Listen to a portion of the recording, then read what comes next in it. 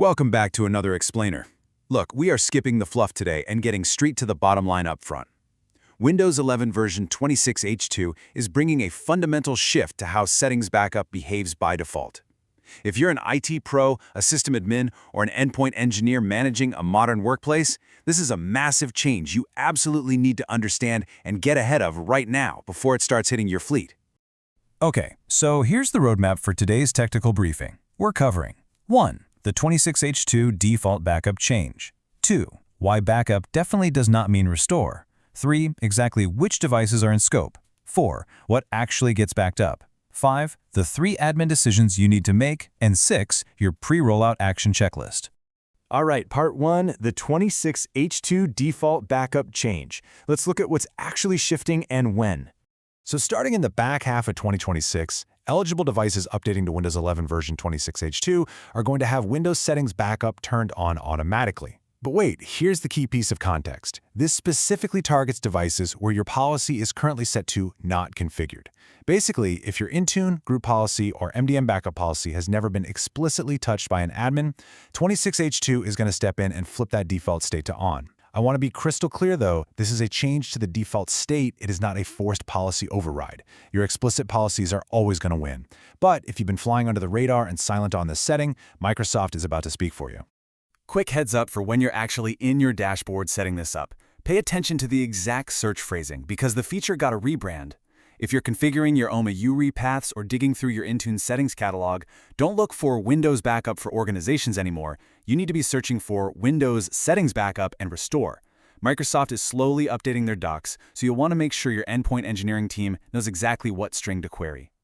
Moving right along to Section 2, backup definitely does not mean restore. This is a critical gotcha. You know, it's super easy to assume that if Microsoft is flipping the switch on automatic backups, they must be turning on automatic restores, right? Well, nope, no way. The restore function, which is the magic part that actually brings a user's settings and app lists back to a device after a reset or hardware swap, is still off by default. It absolutely requires explicit admin configuration. So a device that is happily backing up its state in the background is not going to automatically restore it. These are two completely separate policies that you control independently. Do not fall into the trap of assuming one implies the other. Section 3. Which devices are actually in scope? Let's navigate this rollout logic. Okay, for this new default-on behavior to trigger, a device has to hit 4 highly specific conditions simultaneously. First up, it has to be running Windows 11 version 26H2 or later. Second, it must not be in a country covered by the EU Digital Markets Act. Third, it cannot be sitting in a sovereign or restricted cloud environment like GCC or DoD. And fourth, as we mentioned, the backup policy must be not configured. If a device misses even a single one of these 4 conditions, it just stays exactly on its current behavior. So what does this actually look like out in the wild with your edge cases? Well, EU and sovereign cloud devices stay off by default. Devices on 24H2 or earlier, they stay off. But check out that exception at the bottom. Devices currently sitting on the 26H1 release actually have a phased rollout exception. They are temporarily exempt, meaning they won't get the default on treatment until their next annual feature update. And here is the massive red flag for any of you managing global fleets. If your organization spans across EU and non-EU countries and you just leave your policy as not configured, you are heading straight for a split posture compliance gap. Half of your fleet is going to start backing up automatically to the cloud, and the other half is going to stay completely dark. You absolutely cannot rely on device geography to manage your backup posture. It's an administrative nightmare waiting to happen. Section 4. What actually gets backed up? Let's frame up this resilience baseline. We've got to be really clear about what this tool is and what it isn't. This isn't a full bare metal system backup. It's not a Windows restore point. Look at the in-scope boundaries here. It only captures user settings. We're talking accessibility preferences, taskbar layouts, wallpapers, and the Microsoft Store app list. That's the whole shebang.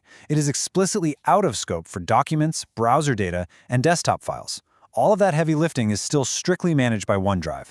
Think of this tool as capturing that specific configuration layer that makes a Windows device feel personal to the end user.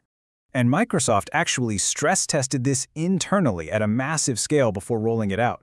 Take a look at this quote from Brian Fielder, VP at Microsoft Digital.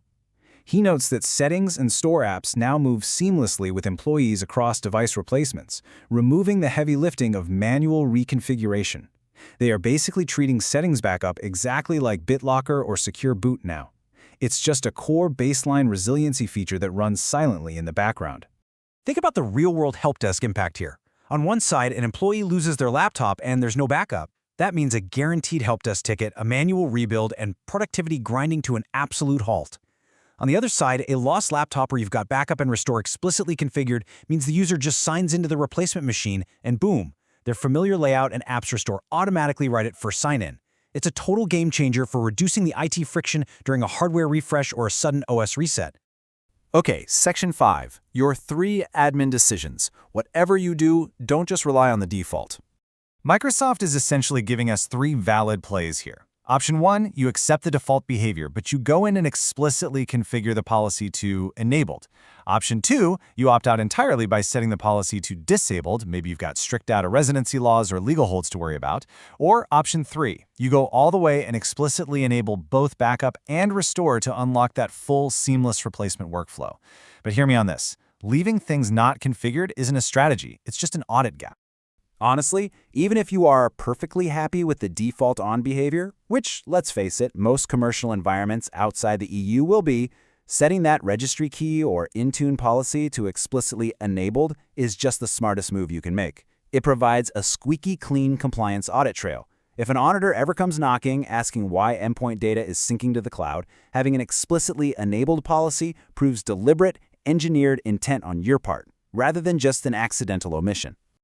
Finally, Section 6, our pre-rollout action checklist. Let's get your modern workplace prepped. Here's your tactical, step-by-step game plan. First, write and run a quick PowerShell state check script across a sample of your devices. You're looking for those allow backup registry keys to see exactly how many of your endpoints are sitting in that not configured danger zone. Second, decide your targeted posture per device segment. Third, get into your Intune settings catalog and update it to reflect that deliberate intent. Fourth, configure your restore policy if you want to activate that seamless user experience. And fifth, don't wait for general availability. Validate your end-to-end setup right now in the Windows Insider experimental channel. So we've walked through the mechanics, the scope, and the workflow impacts of this huge update. I'm going to leave you with this to chew on as you look over your enterprise dashboards today. When Windows 11 26H2 drops across your entire fleet, is your enterprise going to be caught in an accidental, geographically split backup posture? Or will your Intune policies actually reflect deliberate, engineered intent?